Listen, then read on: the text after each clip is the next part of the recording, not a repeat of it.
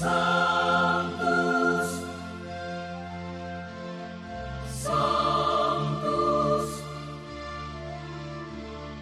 Sanctus Dominus Deus Sabaoth. Salam jumpa kembali saudara-saudariku yang terkasih dalam Tuhan kita Yesus Kristus. Salam sejahtera untuk kita semua. Berkat Allah yang Maha Kuasa senantiasa menyertai kita. Hari Selasa tanggal 22 Juli tahun 2025 adalah Pesta Santa Maria Magdalena. Mengenai Maria Magdalena, kita bisa mengetahui ceritanya dari Injil. Dalam Injil Lukas, Maria Magdalena terhitung sebagai salah satu di antara wanita yang disembuhkan Yesus dari kuasa roh-roh jahat dan kemudian menjadi pengikut dan pelayan Yesus selama karyanya. Maria Magdalena bersama wanita-wanita lainnya hadir pada saat kematian Yesus disalib dan juga pada saat penguburan Yesus. Maria Magdalena jugalah yang menjadi saksi pertama yang melihat Yesus setelah bangkit dari kubur. Maria berasal dari desa Magdala. Oleh tradisi Kristen selanjutnya, ia sering disamakan dengan Maria dari Betania, saudara Marta dan Lazarus, dan dengan seorang wanita pendosa lain yang bertobat dan kemudian mengikuti Yesus, sebagaimana dikisahkan dalam Injil Lukas bab 7 ayat 37 sampai 50. Pengalaman Maria Magdalena memberi pelajaran kepada kita untuk tidak melupakan cinta kasih Kristus yang dapat mengubah hidup orang yang percaya kepadanya.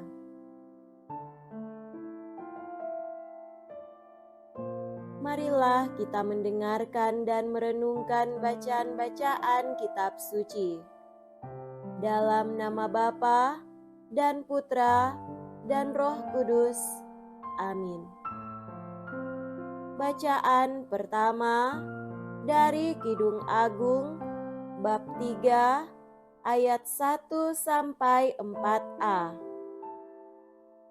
Di dalam kerinduannya, sang mempelai berkata, "Pada malam hari, di atas peraduanku, kucari jantung hatiku. Kucari dia, tapi tak kutemukan. Aku bangun dan berkeliling di kota. Di jalan-jalan dan di lapangan-lapangan kucari dia, jantung hatiku.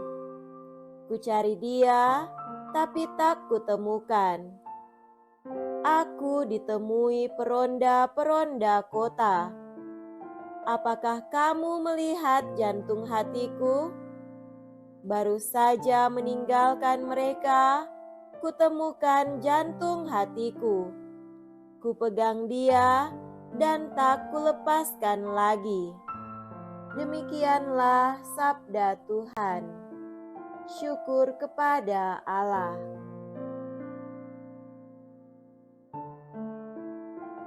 Semoga Tuhan beserta kita sekarang dan selama-lamanya. Inilah Injil suci menurut Santo Yohanes. Dimuliakanlah Tuhan. Injil Yohanes bab 20 ayat 1 dilanjutkan dengan ayat 11 sampai 18.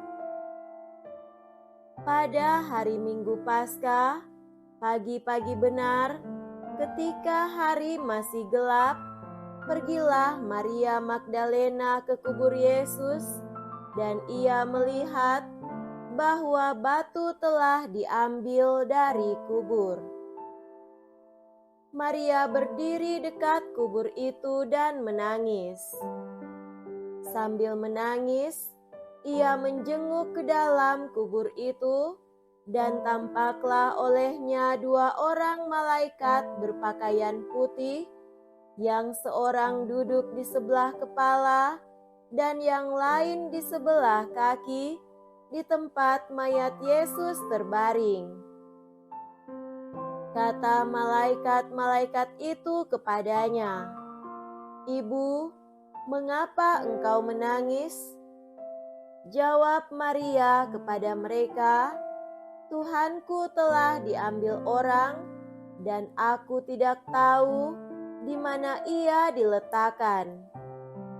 Sesudah berkata demikian, Maria menoleh ke belakang dan melihat Yesus berdiri di situ.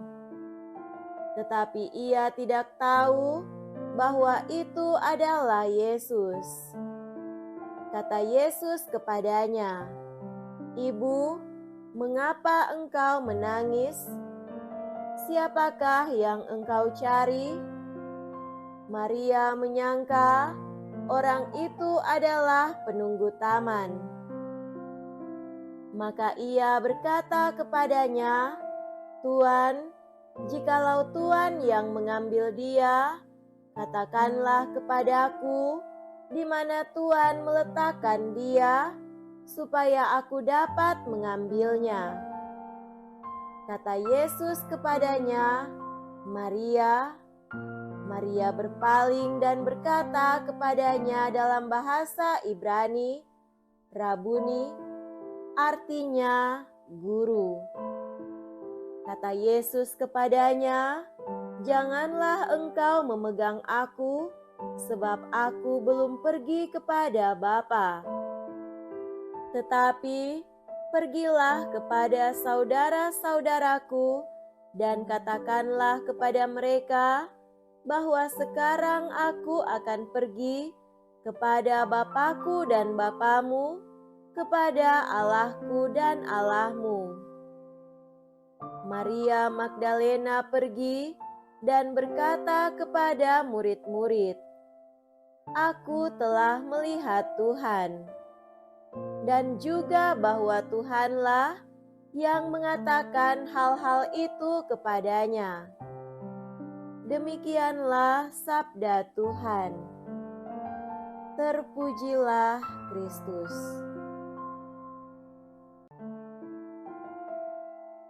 Saudara-saudariku yang terkasih dalam Tuhan kita Yesus Kristus, tema renungan kita pada hari ini adalah berjumpa dengan Dia yang bangkit.